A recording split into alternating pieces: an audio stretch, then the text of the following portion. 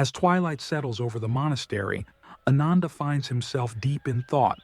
The Buddha's teaching on the 12 links of dependent origination has left him both fascinated and overwhelmed. Master, is there a simpler way to understand the nature of suffering and how to end it? Indeed, Ananda. Let me share with you the Four Noble Truths, which simplify our understanding and illuminate the path. The disciples, sensing the importance of this teaching, gathered closer. The first noble truth, Ananda, is the truth of suffering, Dukka, in Pali. Life inherently contains suffering. It encompasses not just physical pain, but also emotional distress, dissatisfaction, and the inherent impermanence of all things. From the minor irritations of daily life to the profound sorrows of loss and death, suffering is an inescapable part of the human experience. Even in moments of joy, there is an underlying impermanence that can lead to suffering when that joy inevitably ends. I think I understand, Master. It reminds me of a wooden top I had as a child. The joy of receiving it, the anxiety of losing it, the eventual boredom, the sadness when it broke, even the bittersweet memory I have now. All these are forms of dukkha, aren't they? Indeed, Ananda. You've grasped how suffering permeates even seemingly pleasant experiences. The second noble truth, known as Samudāya in Pali, identifies the cause of suffering as tanha, which is often translated as craving or desire. This goes beyond simple want. It's a deep-seated, often unconscious grasping for things to be other than they are. We crave for pleasurable experiences to continue indefinitely, for unpleasant ones to cease immediately, and for our sense of self to be permanent and unchanging. This craving creates a constant state of dissatisfaction and leads to the cycle of rebirth or samsara. I see, Master. It's like my desire for recognition among the monks. Even when I receive praise, I often find myself craving more or worrying it won't last. This constant wanting, whether for approval, comfort, or status, it's a source of unease, isn't it? Even in moments of achievement, there's a subtle dissatisfaction, a hunger for more. You've understood well, Ananda. This craving, this tanha, is indeed at the root of our suffering. Now, the third truth, the truth of the cessation of suffering, known as Nirodha in Pali. This truth points to the possibility of ending suffering through the complete cessation of craving. This state, known as nirvana, is not merely the absence of suffering, but a profound state of peace, wisdom, and liberation. It's the extinguishing of the fires of greed, hatred, and delusion that fuel our suffering. Master, I believe I may have had a glimpse of what you describe, even if fleetingly. My father was troubled after losing our family business. The financial worries and the fear of an uncertain future had been weighing heavily on his mind, causing him endless anxiety and restlessness. But then, one evening as he was taking a walk by the river, he found himself mesmerized by the flowing water. The gentle currents, the way the river effortlessly navigated around the rocks and obstacles. It inspired him to reflect on the impermanence of all things. In that moment, my father seemed to let go of his desperate grasping. He realized that just as the river flows on, accepting each change, he too could find a way to move forward, even if the family business was lost. The constant worrying and craving for a different outcome simply faded away. It was as if the suffering had ceased, even if just for a brief time. He felt a profound sense of contentment, free from the constant grasping and aversion that had been troubling him. That, Purna, was indeed a glimpse of nirvana, the cessation of suffering, which is the third noble truth. When the fires of craving are extinguished, a profound peace and liberation arise. This is the promise held within the third noble truth, available to all who walk the path. This leads us to the final truth, the truth of the path leading to the end of suffering, which is Magga in Pali, is the Noble Eightfold Path. The Noble Eightfold Path? What is it exactly, and how can it help us find this freedom? Ananda, the path to enlightenment is like a journey through a vast forest.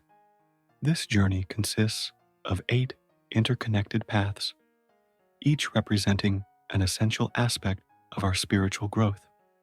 These paths do not follow a strict sequence, but rather support and strengthen one another as we progress. Let me explain each in more detail. Right understanding, samadhi. This path is like reaching the tallest tree in our vast forest, offering a bird's eye view of the entire landscape. From this elevated perspective, you can see the whole forest clearly, not just individual trees. You'll observe how the trees, plants, and creatures are all interconnected, each playing a vital role in the forest's ecosystem. You'll notice how the forest changes with the seasons, how nothing remains static. As you spend time at this vantage point, you'll develop the ability to see the true nature of the forest, and by extension, the world, beyond what's immediately visible on the ground. This comprehensive vision enables you to navigate your journey through the forest with wisdom, understanding the deeper patterns and connections that might be missed from a limited ground level view.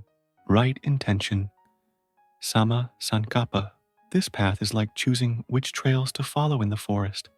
Some lead to thorny roots that veer towards greed, ill will, and jealousy, while others guide you along flowery paths of kindness, compassion, generosity, and non-harm. As you consistently choose and walk these positive trails, you'll find yourself naturally moving towards the brightest, most peaceful parts of the forest. Right speech, Samma. Imagine the forest filled with echoes. Your words are like these echoes, reverberating through the trees. This path encourages you to practice truthful, kind, and beneficial communication. It means avoiding the harsh sounds of lying, divisive speech, and idle chatter, which can disturb the forest's peace.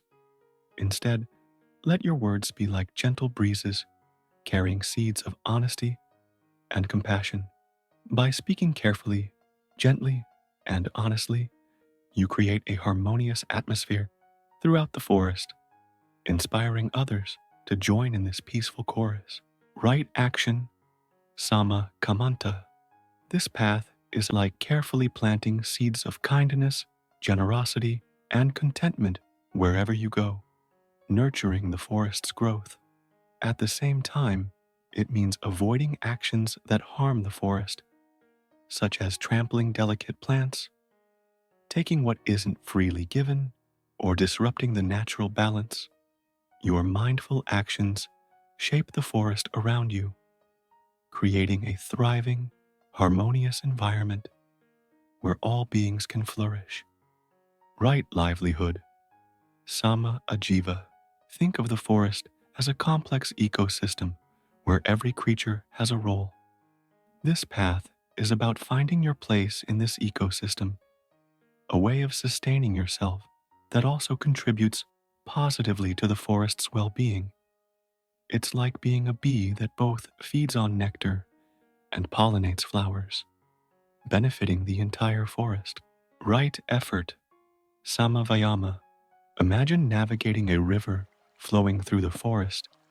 This path is about directing your energy wisely, paddling towards the calm, nourishing shores of mindfulness, compassion, and integrity, while gently steering away from the dangerous rapids of greed, hatred, and delusion.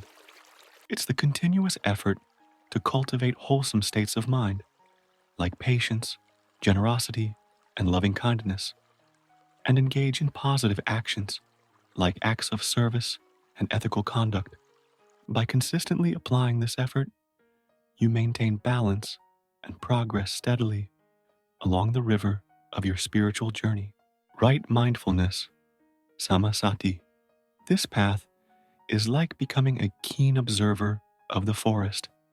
It's about being fully present, noticing the rustling leaves, the scent of pine, the feel of bark under your hands. You observe your thoughts and feelings as you would watch clouds passing overhead without getting caught up in them. This awareness helps you respond to situations with clarity and wisdom. Finally, right concentration, Samma samadhi. Picture yourself sitting peacefully by a still forest pool. Through the practice of meditation, you develop a mind that is as calm and clear as the pool's surface. This concentrated focus allows you to see beneath the surface ripples, revealing the true nature of things. The insights gained through this heightened awareness and tranquility then illuminate the entire forest, unveiling connections and truths that were previously hidden in the shadows.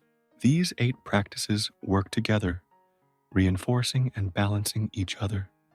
They form a comprehensive path that addresses our thoughts, speech, actions, and mental cultivation. By following this path, we gradually transform our understanding, behavior, and perception, leading us towards the cessation of suffering and the realization of nirvana. Master, these truths and this path are like a map through life's challenges. They show us how to end suffering and find wisdom. Indeed, Ananda, the 4 noble truths and the noble Eightfold Path are the essence of the Dharma. They offer a way to navigate the complexities of existence, leading to liberation, not just for oneself, but for the benefit of all beings. As the evening deepens, the disciples contemplate the Buddha's words. With understanding comes the first step on the path to enlightenment. Thank you for watching. Don't forget to like and subscribe for more videos.